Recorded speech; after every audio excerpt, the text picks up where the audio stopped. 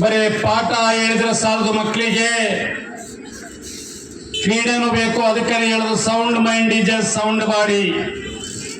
ಆರೋಗ್ಯವಂತ ಶರೀರದಲ್ಲಿ ಆರೋಗ್ಯವಂತ ಮನಸ್ಸಿರ್ತದೆ.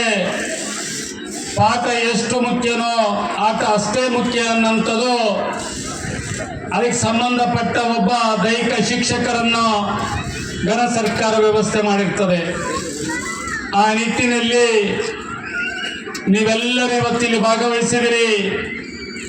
ಭಾಗವಹಿಸಿ ಇಲ್ಲಿ ನಿಮ್ಮ ಕಣ್ಣು ಮುಂದಿರ್ತಕ್ಕಂಥ ನಿಮ್ಮೆಲ್ಲರ ಗಮನ ಯಾರ ಕಡೆಗೆ ಇದೆ ಅಂದರೆ, ಇಲ್ಲಿ ಶೀಲ್ಡ್ ಇದೆಯಲ್ಲ, ಇಲ್ಲಿ ಪದಕ ಇದಾವಲ್ಲ, ಅವುಗಳ ಕಡೆ ನಿಮ್ಮ ಗಮನ ಇದೆ.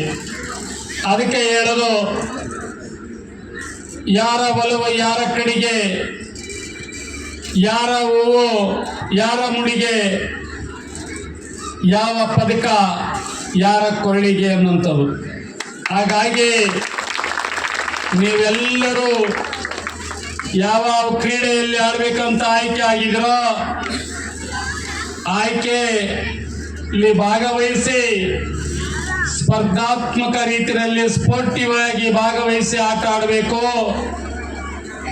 ಈಗಾಗಲೇ ನಾವು ಬಂದಾದ ಮೇಲೆ ಕ್ರಮಬದ್ಧವಾಗಿ ಕ್ರೀಡಾಪಟುಗಳ ಪರಿಚಯ ಆಗಿದೆ. ಅತಿಥಿಗಳಿಂದ ಪ್ರತಿಜ್ಞಾ ವಿಧಿ ಆಗಿದೆ.